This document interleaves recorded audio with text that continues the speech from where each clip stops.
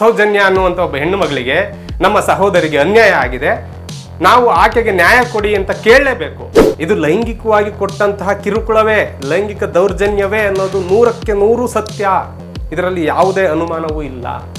ಆ ಬಾಡಿಯನ್ನು ನೋಡಿದಂತಹ, ಅದರ ಬಗ್ಗೆ ಓದಿದಂತಹ, ಆ ಕೇಸ್ ಫೈಲನ್ನು ಸ್ಟಡಿ ಮಾಡಿದಂತಹ ಎಲ್ಲರಿಗೂ ಗೊತ್ತಾಗುತ್ತೆ ಇದು ಲೈಂಗಿಕ ದೌರ್ಜನ್ಯವೇ ಅಂತ. ಬೆಳ್ತಂಗಡಿ ತಾಲೂಕಿನಲ್ಲಿ ಬೆಳ್ತಂಗಡಿ ಪೊಲೀಸ್ ಠಾಣೆಗೆ ಸಂಬಂಧಪಟ್ಟಂತಹ ಒಂದು ವ್ಯಾಪ್ತಿಯಲ್ಲಿ ಕ್ರೈಮ್ಗಳು ನಡೆದಿತ್ತು. ಆದರೆ ಧರ್ಮಸ್ಥಳ ಶಾಂತವಾಗಿತ್ತು. ಧರ್ಮಸ್ಥಳಕ್ಕೆ ಮೊಟ್ಟ ಮೊದಲ ಹೊಡೆತ ಬಿದ್ದಿದ್ದು 9ನೇ ತಾರೀಕು. ಈ ದೇಶದ ಹಣೆ ಬರಹದಲ್ಲಿ ದೊಡ್ಡ ಶಾಪವಾಗಿ ನಮ್ಮ ದೇಶವನ್ನ ಕಾಡ್ತಾ ಇರೋದೇನು ಅಂತಂದ್ರೆ, ನಮ್ಮ ದೇಶ ಇಬ್ಬಾಗ ಆಗಿರೋದು. ಲೆಫ್ಟಿಸ್ಟ್ ಆಗಿ ಬದುಕಬೇಕು, ಇಲ್ಲ ರೈಟಿಸ್ಟ್ ಆಗಿ ಬದುಕಬೇಕು, ಇಲ್ಲ ಕಾಂಗ್ರೆಸ್ ಅನ್ನು ಸಪೋರ್ಟ್ ಮಾಡ್ಕೊಂಡು ಬದುಕಬೇಕು, ಇಲ್ಲ ಬಿಜೆಪಿಯನ್ನು ಸಪೋರ್ಟ್ ಮಾಡ್ಕೊಂಡು ಬದುಕಬೇಕು. ಮಧ್ಯದಲ್ಲಿ ಬದುಕೋವನಿಗೆ ಇಲ್ಲಿ ಬದುಕೇ ಇಲ್ಲ. ಕುಶಲ್ ಜೈನ್ ಅವರನ್ನ ಅವರು ವಿಚಾರಣೆ ಮಾಡಿಲ್ವಾ? ಧರ್ಮಸ್ಥಳಕ್ಕೆ ಸಂಬಂಧಪಟ್ಟವ್ರನ್ನ ಅವರು ವಿಚಾರಣೆ ಮಾಡಿಲ್ವಾ? ಸಂತೋಷ್ ರಾವ್ ಅಂತ ಅವ್ರ ಮನೆಯವ್ರನ್ನ ವಿಚಾರಣೆ ಮಾಡಿಲ್ವಾ? ಎಲ್ಲರನ್ನೂ ವಿಚಾರಣೆ ಮಾಡಿದ್ದಾರೆ. ನಾನು ಚಿಕ್ಕಗೌಡರು ದೊಡ್ಡಗೌಡರು ಅಂತ ಹೇಳ್ತಾ ಇಲ್ಲ, ಸಾಕ್ಷಾತ್ ಅವ್ರ ಹೆಸರನ್ನ ಹೇಳ್ತಿದ್ದೀನಿ. ಹೀಗೆ ತೀರ್ಮಾನ ಆಗದೆ ಭಾರತದಲ್ಲಿ, ರಾಜ್ಯದಲ್ಲಿ, ನಮ್ಮ ರಾಜ್ಯದಲ್ಲಿ ಪ್ರಕರಣಗಳು ಇಲ್ವಾ ಹಂಗಾದ್ರೆ ಅಂತ. ನಿಜವಾಗ್ಲೂ ಸಾವಿರಾರು ಪ್ರಕರಣಗಳಿದೆ ರೀ. ನಮಗೆ ನಿಮಗೆ ಸೌಜನ್ಯ ಪ್ರಕರಣ ಒಂದು ಕಾಣಿಸ್ತಾ ಇದೆ. ಈಗಾಗಲೇ ಅಪರಾಧಿ ಯಾರು ಅನ್ನೋದನ್ನ ತೀರ್ಮಾನ ಮಾಡ್ಕೊಂಡು ಇವನನ್ನೇ ಅಪರಾಧಿ ಅಂತ ಹೇಳಿದ್ರೆ ಮಾತ್ರ ಇವನನ್ನ ಜರ್ನಲಿಸ್ಟ್ ಅಂತ ಒಪ್ಕೊಳ್ತೀನಿ, ಇಲ್ಲ ಅಂದ್ರೆ ಒಪ್ಕೊಳ್ಳಲ್ಲ ಅನ್ನುವ ತೀರ್ಮಾನ ಮಾಡ್ಕೊಂಡು ಬಂದಿರೋರಿಗೆ ಒಂದು ದೊಡ್ಡ ನಮಸ್ಕಾರ.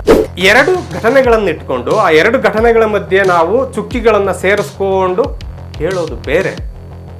ಆದರೆ ನಾವು ಕೋರ್ಟ್ ಮುಂದೆ ಹೇಳ್ತೀವಲ್ಲ, ಇದು ಸಾಕ್ಷಿ, ಈ ಸಾಕ್ಷಿಯನ್ನ ಪರಿಗಣಿಸಿ ನೀವು ಇವ್ರನ್ನ ಅಪರಾಧಿ ಅಂತ ಹೇಳ್ಬೋದು ಅಂತ. ಆ ರೀತಿಯ ಸಾಕ್ಷಿಗಳು ಸೌಜನ್ಯ ಪ್ರಕರಣದಲ್ಲಿ ಸಿಕ್ಕಿಲ್ಲ. ನೀವು ಬಹಳಷ್ಟು ಜನ ನಂಬ್ಕೊಂಡಿದ್ದೀರಿ, ತುಂಬಾ ಯೂಟ್ಯೂಬರ್ಗಳೇ ಇದರಲ್ಲಿ ತನಿಖೆಯನ್ನ ಮಾಡಿದ್ದಾರೆ, ತುಂಬಾ ಒಳ್ಳೆಯ ತನಿಖೆಯನ್ನ ಮಾಡಿದ್ದಾರೆ ಅಂತ. CBI ಕೈಲಿ ಆಗಿಲ್ಲ ಇದರಲ್ಲಿ ಅಪರಾಧಿ ಯಾರು ಅಂತ ಕಂಡುಹಿಡಿಯಕ್ಕೆ. ನಿಮಗೆ ತನಿಖೆ ಮಾಡ್ಲಿಕ್ಕೆ ಏನು ಉಳಿದಿಲ್ಲ ಈ ಪ್ರಕರಣದಲ್ಲಿ. 2011, 12, 13 ಈ ಸಂದರ್ಭದಲ್ಲಿ ಫೀಲ್ಡ್ ಅಲ್ಲಿ ಇದ್ದವರು ತನಿಖೆಯನ್ನ ಮಾಡಿದ್ದಾರೆ. ಅವ್ರು ಮಾಡಿರುವಂತ ತನಿಖೆಯನ್ನ ನೀವು ಇವತ್ತು ಒಪ್ಪಕ್ಕೆ ತಯಾರಿಲ್ಲ. ಯಾಕೆ ಹೇಳಿ? ನಿಮ್ಗೆಲ್ಲ ಎಮೋಷನಲ್ ಸಾಂಗ್ ಹಾಕಿ 30 ಸೆಕೆಂಡ್ ರೀಲಲ್ಲಿ ಕೊಡಬೇಕು. ಅವ್ರು ಮಾಡಿರುವ ತನಿಖೆಗಳು ದಿನಗಟ್ಟಲೆ ಹೇಳುವಷ್ಟಿದೆ.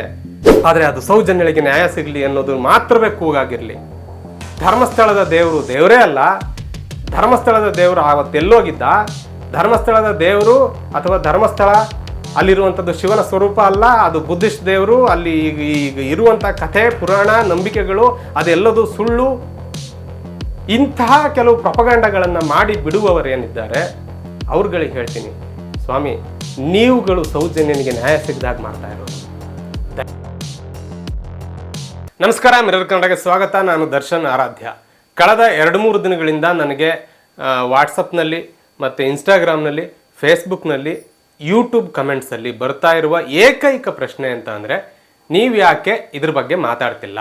ಸೌಜನ್ಯ ಹತ್ಯೆಯ ಬಗ್ಗೆ ನೀವು ಯಾಕೆ ಮಾತಾಡ್ತಾ ಇಲ್ಲ? ಸೌಜನ್ಯ ಹತ್ಯೆಯ ಬಗ್ಗೆ ನಿಮ್ಮ ಒಪಿನಿಯನ್ ಏನು? ಈ ಪ್ರಕರಣದ ಬಗ್ಗೆ ಮತ್ತು ಆ ಸಮೀರ್ ಅನ್ನೋರು ಮಾತಾಡಿದ್ರಲ್ಲ, ಆ ಒಂದು ವಿಡಿಯೋ ಬಗ್ಗೆ ನಿಮ್ಮ ಅಭಿಪ್ರಾಯ ಏನು? ಅದನ್ನು ತಿಳಿಸಿ ಅಂತ ಬಹಳಷ್ಟು ಜನ ಕೇಳ್ತಾ ಇದ್ದೀರಿ. ನಾನು ಅಂದರೆ ಇದ್ರ ಬಗ್ಗೆ ಯಾಕೆ ಮಾತಾಡಿಲ್ಲ, ಮತ್ತು ನನ್ನ ಹಾಗೆ ಬಹಳಷ್ಟು ಜನ ಪತ್ರಕರ್ತರು ಇದ್ರ ಬಗ್ಗೆ ಮಾತಾಡ್ತಾ ಇಲ್ಲ. ಅವರೆಲ್ಲ ಯಾಕೆ ಮಾತಾಡ್ತಾ ಇಲ್ಲ?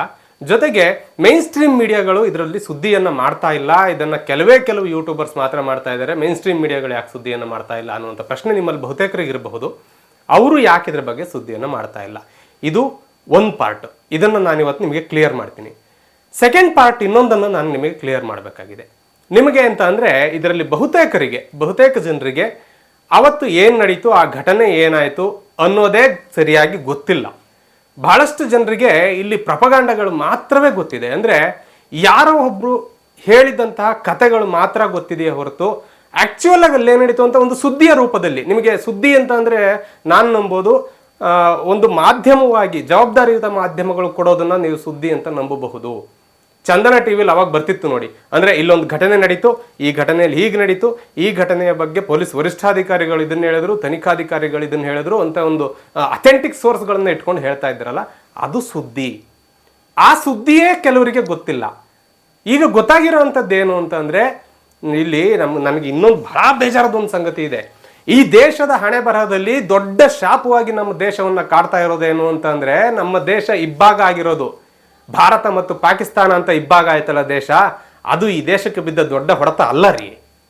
ನಮ್ಮ ದೇಶಕ್ಕೆ ಬಿದ್ದಂತಹ ದೊಡ್ಡ ಹೊಡೆತ ಮತ್ತು ದೇಶವನ್ನು ಒಳಗಿಂದನೇ ಕೊರಿತಾ ಇರುವಂತಹ ಬಹುದೊಡ್ಡ ಸಮಸ್ಯೆ, ಬಹುದೊಡ್ಡ ಶಾಪ ಈ ದೇಶವನ್ನು ಕಾಡ್ತಾ ಇರೋದು ಹೆಂಗೆ ಗೊತ್ತಾ? ಈ ದೇಶ ಇಬ್ಬಾಗ ಆಗಿ, ಅಂದರೆ ನಿನಗೆ ಇಲ್ಲಿ ಒಂದೋ ಈ ಕಡೆ ಸೇರ್ಕೋಬೇಕು, ಅರ್ಥ ಮಾಡ್ಕೊಳ್ಳಿ ಯಾವ ಕಡೆ ಅಂತ, ಇಲ್ಲ ಈ ಕಡೆ ಸೇರ್ಕೋಬೇಕು. ಲೆಫ್ಟಿಸ್ಟ್ ಆಗಿ ಬದುಕಬೇಕು, ಇಲ್ಲ ರೈಟಿಸ್ಟ್ ಆಗಿ ಬದುಕಬೇಕು, ಇಲ್ಲ ಕಾಂಗ್ರೆಸ್ ಅನ್ನು ಸಪೋರ್ಟ್ ಮಾಡ್ಕೊಂಡು ಬದುಕಬೇಕು, ಇಲ್ಲ ಬಿಜೆಪಿಯನ್ನು ಸಪೋರ್ಟ್ ಮಾಡ್ಕೊಂಡು ಬದುಕಬೇಕು. ಮಧ್ಯದಲ್ಲಿ ಬದುಕೋವನಿಗೆ ಇಲ್ಲಿ ಬದುಕೇ ಇಲ್ಲ. ಈ ದೇಶದಲ್ಲಿ ನೀವು ಲೆಫ್ಟಿಸಮ್ ಅನ್ನು ಫಾಲೋ ಮಾಡಬೇಕು, ರೈಟಿಸಮ್ ಅನ್ನು ಫಾಲೋ ಮಾಡಬೇಕು. ಜರ್ನಲಿಸ್ಟ್ಗಳಿಗೆ ಏನು ಅಂದ್ಕೊಂಡಿದ್ದೀರಿ? ಜರ್ನಲಿಸ್ಟ್ಗಳಿಗೆ ಬಹಳ ಫ್ರೀಡಮ್ ಕೊಟ್ಟಿದ್ದಾರೆ ಈ ದೇಶದಲ್ಲಿ ಅಂದ್ಕೊಂಡಿದ್ದೀರಾ? ಈ ದೇಶದಲ್ಲಿ, ಈ ದೇಶದ ಜನ, ಇಲ್ಲಿಯ ವ್ಯವಸ್ಥೆ, ಇಲ್ಲಿಯ ಸಮಾಜ ನಿಮಗೆ ಲೆಫ್ಟಿಸ್ಟ್ ಆಗಿ ಬದುಕು, ಇಲ್ಲ ರೈಟಿಸ್ಟ್ ಆಗಿ ಬದುಕು, ಲೆಫ್ಟಿಸಮ್ ರೈಟಿಸಮ್ ಅನ್ನ ಸಪೋರ್ಟ್ ಮಾಡೋದು. ನೀನು ಜರ್ನಲಿಸಮ್ ಮಾಡ್ತೀನಿ ಅಂತ ಹೋದ್ರೆ ನಿನ್ನನ್ನು ಹುಚ್ಚ ಅಂತಾರೆ, ಬೇರೆ ಏನು ಅನ್ನಲ್ಲ. ನಿನ್ನನ್ನು ಹುಚ್ಚ ಅಂತಾರೆ, ನಿನ್ನನ್ನು ಕೈಲಾಗದವನು ಅಂತಾರೆ, ನಿನ್ಗೆ ಅವ್ರನ್ನ ಎದುರಾಕೊಳ್ಳುವ ತಾಕತ್ತಿಲ್ಲ, ಅದಕ್ಕೆ ನೀನು ಏನು ಮಾಡ್ತಾ ಇಲ್ಲ ಅಂತಾರೆ. ಈ ದೇಶವನ್ನು ಕಾಡ್ತಾ ಇರುವ ಅತಿ ದೊಡ್ಡ ಶಾಪ ಇದು. ಇದರಿಂದ ಹೊರಗೆ ಬರೋದು ಬಹಳಷ್ಟು ಸುಲಭ ಇಲ್ಲ. ಜೆನ್ಜಿ ಕಿಡ್ಸ್ ಇದ್ದಾರೆ ಈಗಿನವರು, ಕಂಡಿದ್ದಕ್ಕೆಲ್ಲ ಲೈಕ್ ಹೊತ್ತು. ನಿಮಗೆ ಲೆಫ್ಟಿಸಮ್ ಆಗಿರಲಿ, ರೈಟಿಸಮ್ ಆಗಿರಲಿ, ಅಥವಾ ಇದು ನ್ಯಾಯ ಆಗಿರಲಿ, ಇದು ಅನ್ಯಾಯ ಆಗಿರಲಿ, ಒಂದು ಎಮೋಷನಲ್ ಸಾಂಗ್ ಹಾಕಿ ನಿಮಗೆ ಯಾವುದೋ ಒಂದು ಎಮೋಷನಲ್ ಅಂದರೆ ದೇವರು ದಿಂಡ್ರು ಅನ್ನೋದನ್ನ ತುಂಬಿದ್ರೆ, ಅಥವಾ ಅಯ್ಯೋ ಪಾಪ ಅನ್ನೋ ಥರದ್ದು ಯಾವುದೋ ಒಂದು ತುಂಬಿದ್ರೆ ನೀವು ಅದಕ್ಕೆಲ್ಲ ಲೈಕ್ ಹೊತ್ಕೊಂಡು ಹೋಗ್ತೀರಿ. ನೀವು ಹೊತ್ತುವ ಲೈಕ್ಗಳು ಎಷ್ಟರ ಮಟ್ಟಿಗೆ ಸಮಾಜದ ಮೇಲೆ ಪರಿಣಾಮ ಬೀರುತ್ತೆ ಅನ್ನುವ ಒಂದು ಸಣ್ಣ ಪ್ರಜ್ಞೆಯೂ ಸಹ ನಮ್ಮ ದೇಶದ ಯುವ ಪೀಳಿಗೆಗಿಲ್ಲ. ಇಂಥ ಪೀಳಿಗೆಯ ಮುಂದೆ, ಇಂಥ ಸಮಾಜದ ಮುಂದೆ ನಾವು ಸತ್ಯ ಏನು ಅನ್ನೋದನ್ನ ಬಡ್ಕೋಬೇಕು. ಮಾತಾಡದೆ ಸುಮ್ಮನಿದ್ರೆ ನೀನು ಯಾಕೆ ಸುಮ್ಮನಿದ್ಯಾ ಅನ್ನುವಂಥ ಪ್ರಶ್ನೆಯನ್ನು ಪ್ರಜ್ಞಾವಂತರು ಕೇಳ್ತಾರೆ. ನನಗೆ ಪ್ರಜ್ಞಾವಂತರ ಬಗ್ಗೆ ಯಾವುದೇ ಆಕ್ಷೇಪ ಇಲ್ಲ, ನೀವು ಕೇಳೋದ್ರ ನ್ಯಾಯ ಇದೆ, ನಾವು ಮಾತಾಡಬೇಕು. ಸೌಜನ್ಯ ಅನ್ನುವಂಥ ಒಬ್ಬ ಹೆಣ್ಣು ಮಗಳಿಗೆ, ನಮ್ಮ ಸಹೋದರಿಗೆ ಅನ್ಯಾಯ ಆಗಿದೆ, ನಾವು ಆಕೆಗೆ ನ್ಯಾಯ ಕೊಡಿ ಅಂತ ಕೇಳಲೇಬೇಕು. ಆದರೆ ಕೇಳಲಿಕ್ಕೆ ಇದೊಂದು ಸಮಯನ? ಯಾಕೆ ನೀವೆಲ್ಲ ಈಗ ಯಾಕೆ ತುಂಬ ಜನ ಧ್ವನಿ ಎತ್ತುತ್ತಾ ಇದ್ದಾರೆ? ಬಹಳಷ್ಟು ಜನ ಇಲ್ಲಿವರೆಗೂ ಯಾಕೆ ಸುಮ್ಮನಿದ್ರು? ಇದೆಲ್ಲದನ್ನು ಇವತ್ತು ಚಿಕ್ಕದಾಗಿ 2 ಪಾರ್ಟ್ ಮಾಡಿ ಹೇಳ್ತೀನಿ. ಮೊದಲನೇದಾಗಿ ಘಟನೆ ಆರಂಭ ಆಗಿದ್ದು 2012 ಅಕ್ಟೋಬರ್ 9ನೇ ತಾರೀಕು. ಅದುವರೆಗೂ ಧರ್ಮಸ್ಥಳ ಶಾಂತವಾಗಿತ್ತು. ಹಂಗಂತ ಕ್ರೈಮೇ ನಡೆದಿಲ್ವಾ? ನಡೆದಿತ್ತು. ಬೆಳ್ತಂಗಡಿ ತಾಲೂಕಿನಲ್ಲಿ, ಬೆಳ್ತಂಗಡಿ ಪೊಲೀಸ್ ಠಾಣೆಗೆ ಸಂಬಂಧಪಟ್ಟಂತ ಒಂದು ವ್ಯಾಪ್ತಿಯಲ್ಲಿ ಕ್ರೈಮ್ಗಳು ನಡೆದಿತ್ತು. ಈ ದೇಶದ ಎಲ್ಲ ತಾಲೂಕುಗಳಲ್ಲಿ, ಎಲ್ಲ ಪೊಲೀಸ್ ಠಾಣೆ ವ್ಯಾಪ್ತಿಗಳಲ್ಲಿ ನಡೆಯುವಂತೆ ಅಲ್ಲೂ ನಡೆದಿತ್ತು. ಆದರೆ ಧರ್ಮಸ್ಥಳ ಶಾಂತವಾಗಿತ್ತು. ಧರ್ಮಸ್ಥಳಕ್ಕೆ ಮೊಟ್ಟ ಮೊದಲ ಹೊಡೆತ ಬಿದ್ದಿದ್ದು 9ನೇ ತಾರೀಕು. ಅವತ್ತೇನಾಯಿತು? ಅವತ್ತು ಸೌಜನ್ಯ ಅನ್ನುವಂಥ ನಮ್ಮ ಸಹೋದರಿಯ ಮನೆಯಲ್ಲಿ, ಸೌಜನ್ಯ ಅವರ ಮನೆಯಲ್ಲಿ ಒಂದು ಹಬ್ಬ ಇತ್ತು. ಅದೊಂದು ಹಬ್ಬ, ಅಲ್ಲಿ ಲೋಕಲ್ ಒಂದು ಹಬ್ಬವನ್ನು ಮಾಡ್ತಾರೆ. ಆ ಹಬ್ಬ ಆಗುವಂಥ ಸಂದರ್ಭದಲ್ಲಿ ಆಕೆ ಬೆಳಗ್ಗೆ ತಿಂಡಿ ತಿನ್ನದೆ ಆಕೆ ತನ್ನ ಶಾಲೆಗೆ ಹೋಗ್ತಾರೆ. ಶಾಲೆಗೆ ಹೋಗಿ ಅಲ್ಲಿ ತಮ್ಮ ಸಹಪಾಠಿಗಳ ಜೊತೆ ಓದಿಕೊಂಡು ಅಲ್ಲಿಂದ ಸಂಜೆ ಮನೆಗೆ ವಾಪಸ್ ಬರ್ತಾ ಇರ್ತಾರೆ. ಅಲ್ಲಿಂದ ವಾಪಸ್ ಬರುವಾಗ ಸೌಜನ್ಯಗೆ ಕೆಲವೊಬ್ಬರು ಅಡ್ಡ ಸಿಗ್ತಾರೆ. ಕೆಲವೊಬ್ಬರು ಸೌಜನ್ಯ ವಾಪಸ್ ಬರುವಂಥದ್ದನ್ನು ನಾನು ನೋಡಿದ್ದೀನಿ ಅಂತ ಹೇಳ್ತಾರೆ. ಆದರೆ ಸೌಜನ್ಯ ಸರಿಯಾದ ಸಮಯಕ್ಕೆ ಮನೆಯನ್ನು ತಲುಪಲ್ಲ. ವಿಷಯ ಇಷ್ಟೇ ಮೊದಲು ಆರಂಭದಲ್ಲಿ ನಡೆದದ್ದು. ಇದನ್ನು ತುಂಬ ಆ ಕ್ಷಣಕ್ಕೆ ಇದೇನು ದೊಡ್ಡ ವಿಷಯ ಅಂತ ಅನ್ಸಲ್ಲ. ಆದರೆ ಸಣ್ಣದಾಗಿ ಒಂದು ಆತಂಕ ಶುರುವಾಗುತ್ತೆ. ಕತ್ತಲಾಗ್ತಾ ಆಗ್ತಾ ಹೆಣ್ಣು ಮನೆ ಸೇರಿಲ್ವಲ್ಲ ಅಂದಾಗೆಲ್ಲ ತಂದೆ ತಾಯಿಗೂ ಆತಂಕ ಶುರುವಾಗುತ್ತೆ. ಹಾಗೆಯೇ ಸೌಜನ್ಯ ಮನೆಯಲ್ಲೂ ಕೂಡ ಒಂದು ಆತಂಕ ಶುರುವಾಗುತ್ತೆ. ಎಲ್ಲರೂ ಸೇರಿ ಸುತ್ತಮುತ್ತ ಹುಡುಕ್ತಾರೆ. ಹುಡುಕಿದಾಗ ಯಾವುದೇ ಸುಳಿವು ಸಿಗೋದಿಲ್ಲ. ಸೌಜನ್ಯ ಎಲ್ಲಿ ಹೋದ್ರು, ಏನು ಮಾಡಿದ್ರು, ಆ ಹೆಣ್ಮಗಳು ಅಲ್ಲಿಂದ ಸ್ಕೂಲಿಂದ ಹೊರಟಂಥ ಹೆಣ್ಮಗಳು ಯಾಕೆ ಮನೆಯನ್ನು ತಲುಪಲಿಲ್ಲ ಅನ್ನುವಂಥ ಸಾಕಷ್ಟು ಪ್ರಶ್ನೆಗಳಿರುತ್ತೆ. ಅವರು ನೇರವಾಗಿ ಬೆಳ್ತಂಗಡಿಯ ಪೊಲೀಸ್ ಠಾಣೆಗೆ ಹೋಗ್ತಾರೆ. ಪೊಲೀಸ್ ಠಾಣೆಗೆ ಹೋದ ನಂತರ ಅಲ್ಲಿ ಅವ್ರು ಹೇಳ್ತಾರೆ 24 ಗಂಟೆ, ಅಂದರೆ ಒಬ್ಬ ವ್ಯಕ್ತಿ ಮಿಸ್ಸಿಂಗ್ ಆಗಿರೋದನ್ನು ನಾವು ಕೇಸ್ ಫೈಲ್ ಮಾಡಬೇಕು ಅಂದರೆ 24 ಗಂಟೆ ಆದರೂ ಅವ್ರು ಮಿಸ್ ಆಗಿರಬೇಕು. ಸೊ ಈ 1-2 ಗಂಟೆ ಆಗಿರೋದ್ರಿಂದ ನೀವು ಈ ವಿಷಯವನ್ನು ಅಂದರೆ ಬೆಳಗ್ಗೆವರೆಗೂ ನೋಡಿ, ಎಲ್ಲೂ ಸುಳಿವು ಸಿಕ್ಕಿಲ್ಲ, ಯಾರ್ದೋ ಫ್ರೆಂಡ್ ಮನೆಗೆ ಹೋಗಿರ್ಬೋದು, ಮತ್ತೊಂದು ಆಗಿರ್ಬೋದು, ಎಲ್ಲೂ ಸುಳಿವು ಸಿಗಲಿಲ್ಲ ಅಂದರೆ ಕೇಸ್ ಫೈಲ್ ಮಾಡೋಣ ಅಂತ. ಸೊ ಎಲ್ಲರೂ ಅವ್ರವ್ರ ಮನೆಗೆ ಹೋಗ್ತಾರೆ. ಬೆಳಗಿನ ಜಾವ ಬಂದಾಗ ಕೆಲವರಿಗೆ ಅಲ್ಲಿ ಒಂದು ಸೌಜನ್ಯ ಮನೆಯಿಂದ ಸ್ವಲ್ಪ ದೂರದಲ್ಲಿ ಒಂದು ಶವ ಸಿಗತ್ತೆ. ನಿಜವಾಗ್ಲೂ ಇದನ್ನು ಹೇಳುವಾಗ ಮನಸ್ಸಿಗೆ ಬಹಳ ನೋವಾಗುತ್ತೆ. ಆ ಶವ ಯಾವ ರೂಪದಲ್ಲಿರುತ್ತೆ ಅಂತಂದರೆ ಅದನ್ನು ವಿವಸ್ತ್ರಗೊಳಿಸಿರ್ತಾರೆ. ಇದು ಲೈಂಗಿಕವಾಗಿ ಕೊಟ್ಟಂತಹ ಕಿರುಕುಳವೇ, ಲೈಂಗಿಕ ದೌರ್ಜನ್ಯವೇ ಅನ್ನೋದು 100ಕ್ಕೆ 100 ಸತ್ಯ. ಇದರಲ್ಲಿ ಯಾವುದೇ ಅನುಮಾನವೂ ಇಲ್ಲ. ಆ ಬಾಡಿಯನ್ನು ನೋಡಿದಂತಹ, ಅದರ ಬಗ್ಗೆ ಓದಿದಂತಹ, ಆ ಕೇಸ್ ಫೈಲನ್ನು ಸ್ಟಡಿ ಮಾಡಿದಂತಹ ಎಲ್ಲರಿಗೂ ಗೊತ್ತಾಗುತ್ತೆ ಇದು ಲೈಂಗಿಕ ದೌರ್ಜನ್ಯವೇ ಅಂತ. ಆ ಹೆಣ್ಣು ಮಗಳ ಪರಿಸ್ಥಿತಿ, ಆ ಹೆಣ್ಣು ಮಗಳ ಕೈಗಳನ್ನು ಕಟ್ಟಿರ್ತಾರೆ. ಅಲ್ಲಿದ್ದಂಥ ಒಂದು ಮರಕ್ಕೆ ಕೈಗಳನ್ನು ಕಟ್ಟಿರ್ತಾರೆ. ಹೆಣ್ಣು ಮಗಳು ವಿವಸ್ತ್ರಳಾಗಿರ್ತಾಳೆ. ಅವಳ ಮೈ ತುಂಬ ಕಚ್ಚಿರ್ತಾರೆ. ಜೊತೆಗೆ ಆ ಹೆಣ್ಣು ಮಗಳ ಮರ್ಮಾಂಗ ಏನಾಗಿತ್ತು, ಅದರ ಪರಿಸ್ಥಿತಿಯನ್ನು ಬೇರೆ ಬೇರೆ ಥರದಲ್ಲಿ ನಿಮಗೆ ಆಲ್ರೆಡಿ ಅದನ್ನು ತಲುಪಿಸಿದ್ದಾರೆ. ಆದ್ದರಿಂದ ಅದನ್ನು ಮತ್ತೆ ಹೇಳಿ ಆ ಸಂಕಟವನ್ನು ನಾನು ಅನುಭವಿಸುವ, ಮತ್ತೊಂದು ಸಲ ಅದನ್ನು ಕೇಳುವ ಸಂಕಟವನ್ನು ನಿಮಗೆ ಕೊಡೋದು ಬೇಡ ಅಂತ ನಾನು ಅಂದ್ಕೊಳ್ತೀನಿ ಕೆಲವು ಸೂಕ್ಷ್ಮ ವಿಚಾರಗಳನ್ನು. ಇಂಥ ಪರಿಸ್ಥಿತಿಯಲ್ಲಿ ಸೌಜನ್ಯರ ಶವ ಸಿಗತ್ತೆ, ಕೇಸು ದಾಖಲಾಗತ್ತೆ, ಪೊಲೀಸ್ನವರು ವಿಚಾರಣೆಯನ್ನು ಆರಂಭ ಮಾಡ್ತಾರೆ. ಪೊಲೀಸ್ ವಿಚಾರಣೆಯನ್ನು ಆರಂಭ ಮಾಡಿದ ಕೆಲವೇ ಹೊತ್ತಿನಲ್ಲಿ ಅಥವಾ ಒಂದೆರಡು ದಿನದಲ್ಲಿ, 2 ದಿನಗಳ ನಂತರದಲ್ಲಿ ಒಬ್ಬ ವ್ಯಕ್ತಿಯನ್ನು, ಅನುಮಾನಾಸ್ಪದ ವ್ಯಕ್ತಿ, ಆ ಒಂದು ಏನು ಬೆಟ್ಟ ಇದೆಯಲ್ಲ ಧರ್ಮಸ್ಥಳದ ಬೆಟ್ಟ, ಅಲ್ಲಿ ಓಡಾಡ್ತಾ ಇದ್ದಂಥ ಅನುಮಾನಾಸ್ಪದ ವ್ಯಕ್ತಿ ಅಂತ ಒಂದು 4 ಜನ ತಂದು ಹಿಡಿದು ಕೊಡ್ತಾರೆ. ಆಗ ಏನು ಮಾಡ್ತಾರೆ ಪೊಲೀಸ್ನವರು, ಅವರನ್ನು ಹಿಡಿದು ವಿಚಾರಣೆಯನ್ನು ಮಾಡಿ ಅವರನ್ನು ಆರೋಪಿಯನ್ನಾಗಿ ಮಾಡಿ ಇಡೀ ತನಿಖೆಯನ್ನು ಮಾಡಿ, ಸುಮಾರು ತಿಂಗಳುಗಳ ಕಾಲ ತನಿಖೆಯನ್ನು ಮಾಡಿ ಒಂದು ಕೇಸ್ ಫೈಲನ್ನು ರೆಡಿ ಮಾಡಿ ಕೋರ್ಟ್ಗೆ ತಮ್ಮ ಒಂದು ಚಾರ್ಜ್ ಶೀಟನ್ನು ದಾಖಲಿಸ್ತಾರೆ. ಕೆಲವು ದಿನಗಳ ನಂತರ ಅಥವಾ ಕೆಲವು ತಿಂಗಳುಗಳ ನಂತರ ಸೌಜನ್ಯರ ಸಾವಿಗೆ ನ್ಯಾಯ ಕೊಡಿ ಅಂತ ಹೋರಾಟ ಮಾಡಿದಂತಹ ಹೋರಾಟ ಬೇರೆ ರೂಪವನ್ನು ಪಡ್ಕೊಳ್ಳುತ್ತೆ. ಏನಾಗುತ್ತೆ, ಸೌಜನ್ಯರ ಸಾವಿನಲ್ಲಿ ಒಬ್ಬ ಅಮಾಯಕನನ್ನು ಫಿಟ್ ಮಾಡಲಾಗಿದೆ, ಸೌಜನ್ಯನ ಕೊಂದದ್ದು ಈ ಮನುಷ್ಯ ಅಲ್ಲ ಬೇರೆಯವರು ಅಂತ ಹೇಳಿ ಹೋರಾಟ ಶುರುವಾಗುತ್ತೆ. ಆಗ ಎಲ್ಲರ ಒತ್ತಾಯ ಒಂದೇ, ಸೌಜನ್ಯ ಸಾವಿಗೆ ನ್ಯಾಯ ಸಿಗಬೇಕು ಅಂತ ಅಂದರೆ ನೀವು, ಅಂದರೆ ಸ್ಟೇಟ್ನವರಾಗಲಿ CID ಅವರಾಗಲಿ ಇದಕ್ಕೆ ನ್ಯಾಯ ಕೊಡಲಿಕ್ಕೆ ಸಾಧ್ಯವೇ ಇಲ್ಲ. ನೀವು ಮಾಡಿರುವಂತಹ ಒಂದು ವರದಿ ಏನಿದೆ, ನೀವು ರೆಡಿ ಮಾಡಿರುವಂತಹ ಒಂದು ತನಿಖಾ ವರದಿ ಏನಿದೆ, ಇದನ್ನು ನಾವು ಒಪ್ಪೋದಿಲ್ಲ ಅಂತ ಇಡೀ ರಾಜ್ಯಾದ್ಯಂತ ಗಲಾಟೆ ಆಗುತ್ತೆ. ಮತ್ತು ನಿಮಗಿಲ್ಲಿ ಹೇಳಬೇಕಾಗಿರೋದು, ಮೈನ್ ಸ್ಟ್ರೀಮ್ ಮಾಧ್ಯಮಗಳು ಇದನ್ನು ಕುರಿತು ಸಾಕಷ್ಟು ಚರ್ಚೆಯನ್ನು ಮಾಡುತ್ತೆ. ಅದರ ಮೊಟ್ಟ ಮೊದಲ ಕ್ರೆಡಿಟ್ ಹೋಗಬೇಕಾಗಿರೋದು TV9ಗೆ. TV9 ಇದ್ರ ಬಗ್ಗೆ ಗಂಟೆಗಟ್ಟಲೆ ಚರ್ಚೆಯನ್ನು ಮಾಡುತ್ತೆ. ಇದಕ್ಕೆ ಸಂಬಂಧಪಟ್ಟ ಎಲ್ಲರನ್ನೂ ಕರ್ಕೊಂಡ್ಬಂದು ಸ್ಟುಡಿಯೋದಲ್ಲಿ ಡಿಸ್ಕಷನನ್ನು ಕೂಡ ಮಾಡ್ತಾರೆ. ಆಗ ಈಗ TV ನೋಡ್ತಾ ಇರೋ ಬಹಳ ಜನ ಆವಾಗ ಮೋಸ್ಟ್ಲಿ TV ನೋಡ್ತಿರ್ಲಿಲ್ವೋ ಅಥವಾ ಮರ್ತು ಹೋಗಿದೆಯೋ, ಸಾವಿರಾರು ಕೇಸ್ಗಳು ಬಂದಿರೋದ್ರಿಂದ ಇದು ನೆನಪಿರ್ಲಿಕ್ಕಿಲ್ಲ ಬಹಳಷ್ಟು ಜನರಿಗೆ. TV9 ಇದ್ರ ಬಗ್ಗೆ ಗಂಟೆಗಟ್ಟಲೆ ಚರ್ಚೆಯನ್ನು ಮಾಡುತ್ತೆ. ಆ ಚರ್ಚೆಗಳ ನಂತರದಲ್ಲಿ ರಾಜ್ಯಾದ್ಯಂತ ಆದಂತಹ ಒಂದು ಒತ್ತಡ, ರಾಜ್ಯದಲ್ಲಿ ಸಾಕಷ್ಟು ಜನಕ್ಕೆ ಹೇಳಿದಂಥ ಒಂದೇ ಒಂದು ಕೂಗೇನೆಂದರೆ, ನಾವು ರಾಜ್ಯ ಸರ್ಕಾರದ ಅಡಿಯಲ್ಲಿ ಈ ಅಧಿಕಾರಿಗಳು ಮಾಡಿರುವಂತಹ ತನಿಖೆಯನ್ನು ಒಪ್ಪೋದಿಲ್ಲ, CBIಗೆ ಕೊಟ್ಬಿಡಿ ಅಂತ. ಧರ್ಮಸ್ಥಳದ ಧರ್ಮಾಧಿಕಾರಿಗಳಾದಂಥ ಶ್ರೀ ವೀರೇಂದ್ರ ಹೆಗ್ಗಡೆ ಅವರು ಕೂಡ ಒಂದು ಪತ್ರವನ್ನು ಬರೀತಾರೆ, CBIಗೆ ಕೊಟ್ಬಿಡಿ ಅಂತ.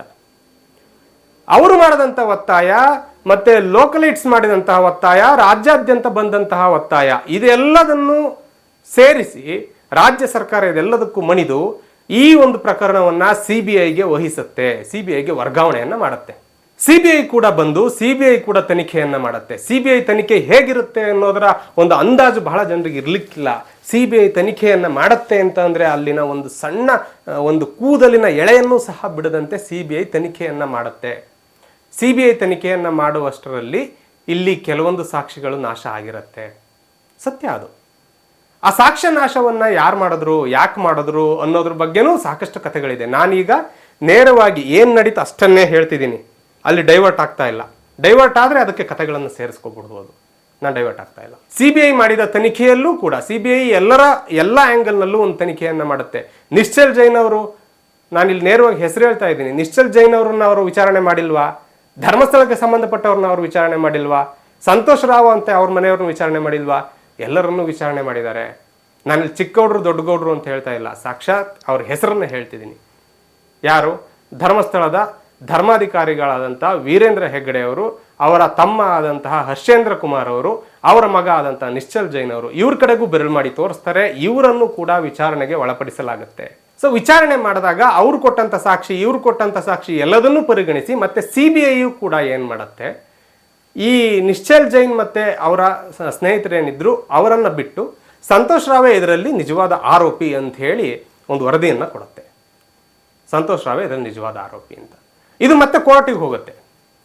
ನೆನ್ಪಿಟ್ಕೊಳ್ಳಿ, ಇದು ಕೋರ್ಟಿಗೆ ಹೋಗ್ತಾ ಇರೋದು 3ನೇ ಹಂತ. ಮೊದಲನೇದಾಗಿ ನಮ್ಮ ಪೊಲೀಸ್ನವರು, ರಾಜ್ಯದ ಪೊಲೀಸ್ನವರು ಮಾಡಿದ್ದು, 2ನೇದು CBI ಮಾಡಿರುವಂತಹ ಒಂದು ತನಿಖೆ, 3ನೇದು ಈಗ ಹಂತ ಕೋರ್ಟಿಗೆ ಹೋಗಿರೋದು. ಕೋರ್ಟ್ನಲ್ಲಿ ಇದು ಸುದೀರ್ಘವಾದಂಥ ವಿಚಾರಣೆ ನಡೆಯುತ್ತೆ.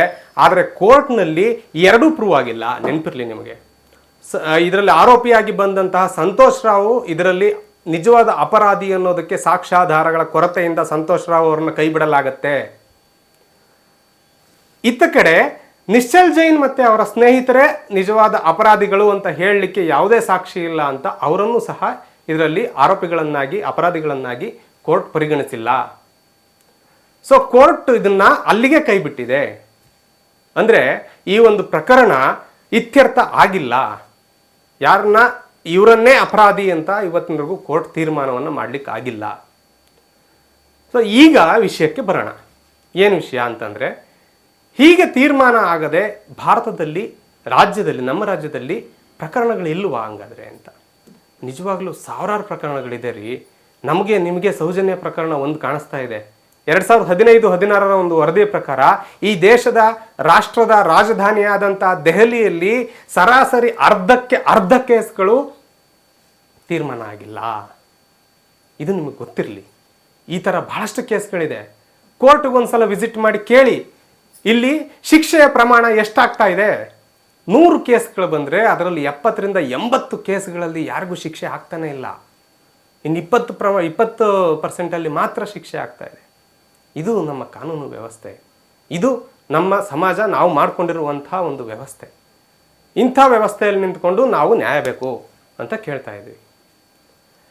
ಸೊ ಈಗ ಪ್ರಕರಣ ಏನು ನಡೀತು ಅಂತ ಬಹಳಷ್ಟು ಜನರಿಗೆ ಗೊತ್ತಿಲ್ಲದೆ ಇರೋರಿಗೆ ಇದನ್ನು ಹೇಳಿದ್ದೀನಿ. ಯಾರಿಗೆ ಹೇಳ್ತಾ ಇದ್ದೀನಿ ಅಂತಂದ್ರೆ, ನ್ಯೂಟ್ರಲ್ ಆಗಿ ಈ ಪ್ರಕರಣ ಏನು ಅಂತ ತಿಳ್ಕೊಬೇಕು ಅನ್ನುವಂಥ ಕುತೂಹಲ ಇರೋರಿಗೆ. ಈಗಾಗಲೇ ಅಪರಾಧಿ ಯಾರು ಅನ್ನೋದನ್ನ ತೀರ್ಮಾನ ಮಾಡಿಕೊಂಡು ಇವನನ್ನೇ ಅಪರಾಧಿ ಅಂತ ಹೇಳಿದ್ರೆ ಮಾತ್ರ ಇವನನ್ನ ಜರ್ನಲಿಸ್ಟ್ ಅಂತ ಒಪ್ಕೊಳ್ತೀನಿ, ಇಲ್ಲಾಂದ್ರೆ ಒಪ್ಕೊಳ್ಳಲ್ಲ ಅನ್ನುವ ತೀರ್ಮಾನ ಮಾಡ್ಕೊಂಡು ಬಂದಿರೋರಿಗೆ ಒಂದು ದೊಡ್ಡ ನಮಸ್ಕಾರ. ನಾನು ಯಾರನ್ನೂ ದೂರ್ಲಿಕ್ಕೆ ಈ ವಿಡಿಯೋ ಮಾಡ್ತಾ ಇಲ್ಲ. ಎರಡನೆಯದಾಗಿ, ಈ ಪ್ರಕರಣದ ಬಗ್ಗೆ ನೀನು ಯಾಕೆ ಮಾತಾಡ್ತಾ ಇಲ್ಲ ಅಂತ ಕೇಳಿದವರಿಗೆ ಉತ್ತರ. ಪ್ರಕರಣ ಏನು ಅಂತ ಕೇಳಿದವರಿಗೆ ಇದು ನಾನು ಕೊಟ್ಟಂಥ ಉತ್ತರ. ನಾನು ಲೆಫ್ಟಿಸಮ್ಮು ರೈಟಿಸಮ್ಮು ಮಾಡೋದಕ್ಕೆ ಬಂದಿಲ್ಲ. ನಾನು ಜರ್ನಲಿಸಮ್ ಅನ್ನು ಮಾಡಕ್ಕೆ ಬಂದಿದ್ದೀನಿ. ನಂದು ಲೆಫ್ಟಿಸಮ್ ಅಲ್ಲ, ನಂದು ರೈಟಿಸಮ್ ಅಲ್ಲ, ನಂದು ಜರ್ನಲಿಸಮ್. ನಾನು ಲೆಫ್ಟು ಅಲ್ಲ, ನಾನು ರೈಟು ಅಲ್ಲ, ನಾನು ಸ್ಟ್ರೈಟು. ಈ ಕಾರಣಕ್ಕಾಗಿಯೇ ನಾನು ಸಂತೋಷ್ ರಾವೇ ಆರೋಪಿ ಅಥವಾ ಸಂತೋಷ್ ರಾವೇ ನಿಜವಾದ ಅಪರಾಧಿ, ಸಂತೋಷ್ ರಾವೇ ಇದನ್ನು ಮಾಡಿರೋದು ಅಂತ ಹೇಳಲ್ಲ. ನಿಶ್ಚಲ್ ಜೈನ್ ಅಥವಾ ಧರ್ಮಸ್ಥಳದ ಧರ್ಮಾಧಿಕಾರಿಗಳ ಸಂಬಂಧಿಕರೇ ಇದರ ಅಪರಾಧಿಗಳು ಅಂತಾನೂ ನಾನು ದೂರ್ತಾ ಇಲ್ಲ. ಯಾಕೆ ಅಂತ ಅಂದರೆ, ಏನಾದರೂ ಒಂದನ್ನು ನಾವು ಮಾತಾಡ್ತೀವಿ ಅಂದರೆ ಅದಕ್ಕೆ ಸರಿಯಾದಂಥ ಸಾಕ್ಷ್ಯಾಧಾರಗಳಿರಬೇಕು, ಪ್ರೂಫ್ ಇರಬೇಕು, ದಾಖಲೆಗಳಿರಬೇಕು. ಅದನ್ನ ಇಟ್ಕೊಂಡು ಮಾತಾಡಬೇಕು. ಕೇಳ್ಬೋದು ನೀವು, ಹಂಗಾದ್ರೆ ಇವರು ವಿಡಿಯೋ ಮಾಡಿದವರೆಲ್ಲ ಕೊಟ್ಟಿರೋದು ಪ್ರೂಫ್ಗಳಲ್ವ ನಿಮಗೆ ಅಂತ. 2 ಘಟನೆಗಳನ್ನು ಇಟ್ಕೊಂಡು ಆ 2 ಘಟನೆಗಳ ಮಧ್ಯೆ ನಾವು ಚುಕ್ಕಿಗಳನ್ನು ಸೇರಿಸ್ಕೊಂಡು ಹೇಳೋದು ಬೇರೆ. ಆದರೆ ನಾವು ಕೋರ್ಟ್ ಮುಂದೆ ಹೇಳ್ತೀವಲ್ಲ, ಇದು ಸಾಕ್ಷಿ, ಈ ಸಾಕ್ಷಿಯನ್ನು ಪರಿಗಣಿಸಿ ನೀವು ಇವ್ರನ್ನ ಅಪರಾಧಿ ಅಂತ ಹೇಳ್ಬೋದು ಅಂತ. ಆ ರೀತಿಯ ಸಾಕ್ಷಿಗಳು ಸೌಜನ್ಯ ಪ್ರಕರಣದಲ್ಲಿ ಸಿಕ್ಕಿಲ್ಲ. ಸಿಕ್ಕಿದ್ದಿದ್ರೆ ಕೋರ್ಟಿಗೆ ಆಲ್ರೆಡಿ ಕೊಟ್ಟು ಪ್ರೂವ್ ಮಾಡಬಹುದಿತ್ತು. ಆಮೇಲೆ ನಿಮಗೊಂದು ಗೊತ್ತಿರಲಿ, ಈಗ ಇದ್ರ ಬಗ್ಗೆ ಹಂಗಾದ್ರೆ ನೀನೇ ಒಂದು ತನಿಖೆಯನ್ನು ಮಾಡು ಅಂತಲೂ ಹೇಳ್ತೀರಿ ನೀವು ಬಹಳಷ್ಟು ಜನ ನಂಬ್ಕೊಂಡಿದ್ದೀರಿ. ತುಂಬ ಯೂಟ್ಯೂಬರ್ಗಳೇ ಇದರಲ್ಲಿ ತನಿಖೆಯನ್ನು ಮಾಡಿದ್ದಾರೆ, ತುಂಬ ಒಳ್ಳೆಯ ತನಿಖೆಯನ್ನು ಮಾಡಿದ್ದಾರೆ ಅಂತ. CBI ಕೈಲಿ ಆಗಿಲ್ಲ ಇದರಲ್ಲಿ ಅಪರಾಧಿ ಯಾರು ಅಂತ ಕಂಡುಹಿಡಿಯಕ್ಕೆ. ನಾನು ಮಾಸ್ಟರ್ ಡಿಗ್ರಿ ಮಾಡಿದ್ದೀನಿ ಜರ್ನಲಿಸಮಲ್ಲಿ. ನಾನು ತನಿಖಾ ಪತ್ರಿಕೋದ್ಯಮದಲ್ಲಿ ಬೆಟ್ಟವಾಗಿ ನಿಂತಿರುವಂಥ ರವಿ ಬೆಳಗೆರೆ ಅವರ ಜೊತೆ ಹಗಲು ರಾತ್ರಿ 3 ವರ್ಷ ಇದ್ದೀನಿ. ಅಷ್ಟಿದ್ದು ಸಹ ನಾನು ಈ ಒಂದು ಪ್ರಕರಣಕ್ಕೆ ಯಾಕೆ ಕೈ ಹಾಕಿಲ್ಲ ಅಂತ ಅಂದರೆ, ನನಗೆ ತನಿಖೆಯನ್ನು ಮಾಡಲಿಕ್ಕೆ ಅಲ್ಲಿ ಏನು ಉಳಿದೇ ಇಲ್ಲ. ತನಿಖೆ ಮಾಡಲಿಕ್ಕೆ ಏನು ಉಳಿಸಿದ್ದಾರೆ ನಿಮಗೆ ಗೊತ್ತಾ? ಈಗ 2 ಜನ 2 ಪ್ರಕರಣದಲ್ಲಿ ಒಂದೊಂದಷ್ಟು ದಾಖಲೆಗಳನ್ನು ಇಟ್ಕೊಂಡಿದ್ದಾರೆ. ನೀವು ಆ ದಾಖಲೆಗಳನ್ನು ಮಾತ್ರವೇ ತೋರಿಸ್ಬೇಕು, ಅವ್ರು ಕೊಟ್ಟಿದ್ದ ದಾಖಲೆಗಳನ್ನು ತೋರಿಸ್ಬೇಕು. ನಿಮಗೆ ತನಿಖೆ ಮಾಡಲಿಕ್ಕೆ ಏನು ಉಳಿದಿಲ್ಲ ಈ ಪ್ರಕರಣದಲ್ಲಿ. 2011, 12, 13 ಈ ಸಂದರ್ಭದಲ್ಲಿ ಫೀಲ್ಡಲ್ಲಿದ್ದವರು ತನಿಖೆಯನ್ನು ಮಾಡಿದ್ದಾರೆ. ಅವ್ರು ಮಾಡಿರುವಂಥ ತನಿಖೆಯನ್ನು ನೀವು ಇವತ್ತು ಒಪ್ಪಕ್ಕೆ ತಯಾರಿಲ್ಲ. ಯಾಕೆ ಹೇಳಿ? ನಿಮಗೆಲ್ಲ ಎಮೋಷ್ನಲ್ ಸಾಂಗ್ ಹಾಕಿ 30 ಸೆಕೆಂಡ್ ರೀಲಲ್ಲಿ ಕೊಡಬೇಕು. ಅವರು ಮಾಡಿರುವ ತನಿಖೆಗಳು ದಿನಗಟ್ಟಲೆ ಹೇಳುವಷ್ಟಿದೆ. ಅದನ್ನು ಕೇಳುವಷ್ಟು ತಾಳ್ಮೆ ನಮ್ಮ ಜನಕ್ಕಿಲ್ಲ ರೀ. ಅದನ್ನು ತೋರಿಸಿದ್ರೆ ನಂಬುವಷ್ಟು ತಾಳ್ಮೆ ನಮ್ಮ ಜನಕ್ಕಿಲ್ಲ. ನೀವಿಲ್ಲಿ ಯಾವ ಪರವಾಗಿ ಮಾತಾಡಿದ್ರೂ ನಿನ್ನನ್ನು ಗಂಜಿ ಗಿರಾಕಿ ಅನ್ನೋದಕ್ಕೆ, ನಿನ್ನ ಮನೆಗೆ ಸೂಟ್ ಕೇಸ್ ಬಂದಿದೆ ಅನ್ನೋದಕ್ಕೆ, ನಿನಗೆ ನೀನೊಬ್ಬ ಅಂಧಭಕ್ತ ಅನ್ನೋದಕ್ಕೆ ಇಲ್ಲಿ ಬಹಳಷ್ಟು ಜನ ಕಾದ್ಕೊಂಡು ಕೂತಿದ್ದಾರೆ. ಈ ಪ್ರಕರಣವಾಗಿ ಉಳಿದಿಲ್ಲ. ಇಲ್ಲಿ ಸೌಜನ್ಯಗೆ ನ್ಯಾಯ ಸಿಗುವುದು ಬಹುತೇಕರಿಗೆ ಬೇಕಾಗಿಲ್ಲ. ಬಹಳಷ್ಟು ಜನರಿಗೆ ಬೇಕಾಗಿರೋದು 2. 1, ಧರ್ಮಸ್ಥಳದ ವಿರುದ್ಧ ನಿಲ್ಲೋದು, ಇಲ್ಲ ಅಂದರೆ ಧರ್ಮಸ್ಥಳದ ಪರ ನಿಲ್ಲೋದು. ಇದೆರಡರೊಳಗೆ ಒಂದು ಮಾಡಿದ್ರೆ ನಿನ್ನನ್ನು ಒಪ್ತಾರೆ. 2 ಮಾಡದೆ ಸೌಜನ್ಯನ ಸಾವಿಗೆ ನಿಜವಾಗ್ಲೂ ನ್ಯಾಯ ಬೇಕು ಅಂತ ಕೇಳೋ ನಮ್ಮಂಥವ್ರನ್ನ ಹುಚ್ಚ ಅಂತಾರೆ. ಇದನ್ನು ಮೀರಿ ನನಗೆ ಕೆಲವೊಂದಷ್ಟು ಪ್ರಶ್ನೆಗಳಿದೆ. ಆ ಪ್ರಶ್ನೆಗಳನ್ನು ನಾನು ಧರ್ಮಸ್ಥಳಕ್ಕೆ ಸಂಬಂಧಪಟ್ಟಂತಹ ಅಥವಾ ಈ ಪ್ರಕರಣದಲ್ಲಿ ತನಿಖೆಯನ್ನು ಮಾಡಿರುವಂಥ ಯಾರನ್ನಾದರೂ ಹಿಡಿದು ಅವರನ್ನೊಂದು ಸಂದರ್ಶನ ಮಾಡಿ ಆ ಪ್ರಶ್ನೆಗಳನ್ನು ಅವ್ರು ಮುಂದಿಡುವಂಥ ಪ್ರಯತ್ನವನ್ನು ನಿಜವಾಗ್ಲೂ ಮಾಡ್ತೀನಿ. ಆದರೆ ನಾನು ಯಾವುದೇ ಕಾರಣಕ್ಕೂ ಇವನ ಅಪರಾಧಿ ಅಲ್ಲ ಅನ್ನುವ ತೀರ್ಮಾನಕ್ಕೆ ಬರೋದಕ್ಕೆ ಈಗ ಸಾಧ್ಯ ಇಲ್ಲ. ನೀವುಗಳು ಅಷ್ಟೇ ರೀಲ್ಗಳನ್ನು ನೋಡಿ ಯಾವುದೇ ತೀರ್ಮಾನಕ್ಕೂ ಬರಬೇಡಿ. ಸಾಕ್ಷ್ಯಾಧಾರಗಳನ್ನು ಗಮನಿಸಿ ನೋಡಿ. ಮತ್ತು ಯಾವುದೇ ಪಂಥದ ವಾದವನ್ನು ಒಪ್ಪುವಾಗಲೂ ಒಂದು ಸಲ ಅದರ ವಿರುದ್ಧ ನಿಂತ್ಕೊಂಡು ಇದು ಯಾಕೆ ಹೀಗಾಗಿರಬಹುದು ಅನ್ನೋದನ್ನು ಕೂಡ ನೀವು ಯೋಚನೆ ಮಾಡಿ. ಈ ಪ್ರಕರಣದಲ್ಲಿ ಸೌಜನ್ಯ ಅನ್ನುವಂತಹ ಹೆಣ್ಣು ಮಗಳಿಗೆ ನ್ಯಾಯ ಸಿಗಬೇಕು ಅನ್ನುವ ಕೂಗಿಗೆ ನಾವು ಧ್ವನಿಗೂಡಿಸ್ತೀವಿ. ಈ ಕೂಗು ಎತ್ತಲೇಬೇಕು, ಧ್ವನಿ ಎತ್ತಲೇಬೇಕು, ಪ್ರಶ್ನೆ ಮಾಡಲೇಬೇಕು. ಆದರೆ ಅದು ಸೌಜನ್ಯಳಿಗೆ ನ್ಯಾಯ ಸಿಗಲಿ ಅನ್ನೋದು ಮಾತ್ರವೇ ಕೂಗಾಗಿರಲಿ. ಧರ್ಮಸ್ಥಳದ ದೇವರು ದೇವರೇ ಅಲ್ಲ. ಧರ್ಮಸ್ಥಳದ ದೇವರು ಆವತ್ತೆಲ್ಲೋಗಿದ್ದ.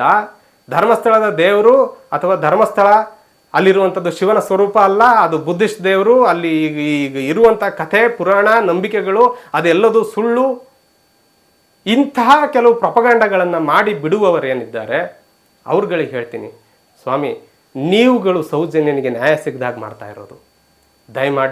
ದಯಮಾಡಿ ಧರ್ಮಸ್ಥಳದ ಮಂಜುನಾಥನ ತಂಟೆಗೆ ಹೋಗ್ಬಿಡಿ. ನಿಮಗೆ ಈ ಪ್ರಕರಣದ ಬಗ್ಗೆ ಏನು ಬೇಕಾದರೂ ಮಾತಾಡಿ, ಯಾರತ್ತ ಬೇಕಾದ್ರೂ ಬಟ್ ಮಾಡಿ ತೋರಿಸಿ, ನಿಮಗೆ ಆ ಹಕ್ಕಿದೆ. ನಮ್ಮ ಬಾಬಾ ಸಾಹೇಬ್ ಅಂಬೇಡ್ಕರ್ ಅವರು ಕೊಟ್ಟಿರುವಂಥ ಸಂವಿಧಾನದಲ್ಲಿರುವ ರೈಟ್ಸನ್ನು ನೀವು ಎಲ್ಲರೂ ಸರಿಯಾಗಿ ಬಳಸ್ಕೊಳ್ಳಿ. ನಾನು ಅದರ ಬಗ್ಗೆ ಯಾವುದೇ ಆಕ್ಷೇಪ ಮಾಡಲ್ಲ. ಆದರೆ ಧರ್ಮಸ್ಥಳದ ಮಂಜುನಾಥನ ಬಗ್ಗೆ ಮಾತಾಡಬೇಡಿ. ಅದು ಈ ರಾಜ್ಯದ, ಈ ದೇಶದ ಲಕ್ಷಾಂತರ ಕೋಟ್ಯಾಂತರ ಜನರ ಹೃದಯದಲ್ಲಿ ನೆಲೆ ನಿಂತಿರುವ ಮಂಜುನಾಥನಿಗೆ ಕಲ್ಲು ಹೊಡೆಯುವ ಪ್ರಯತ್ನವನ್ನು ಮಾಡಬೇಡಿ ಅನ್ನೋದನ್ನ ಅಷ್ಟೇ ನಾನು ಬೇಡ್ಕೊಳ್ತೇನೆ. ಸಹೋದರಿ ಸೌಜನ್ಯ, ನಿನಗೆ ನ್ಯಾಯ ಸಿಗಲಿ, ನಿನ್ನ ಆತ್ಮಕ್ಕೆ ಶಾಂತಿ ಸಿಗಲಿ ಅಂತ ಕೇಳ್ತಾ ನಾನು ಇವತ್ತಿನ ಕಾರ್ಯಕ್ರಮವನ್ನು ಮುಗಿಸ್ತೇನೆ. ನನ್ನ ನಿಲುವಿನಲ್ಲಿ ನಿಮಗೆ ಯಾವುದೇ ಸಣ್ಣ ಡೌಟ್ ಇದ್ರೂ ಕೂಡ ನೀವು ಕಮೆಂಟ್ ಮಾಡಿ. ನಿಮ್ಮ ವ್ಯಾಲ್ಯುಬಲ್ ಕಮೆಂಟ್ಗಳನ್ನು ನಾವು ಖಂಡಿತವಾಗ್ಲೂ ಗೌರವಿಸ್ತೀವಿ ಅಂತ ಹೇಳ್ತಾ ಇವತ್ತಿನ ಕಾರ್ಯಕ್ರಮ ಮುಗಿಸ್ತೇನೆ. ನಮಸ್ಕಾರ.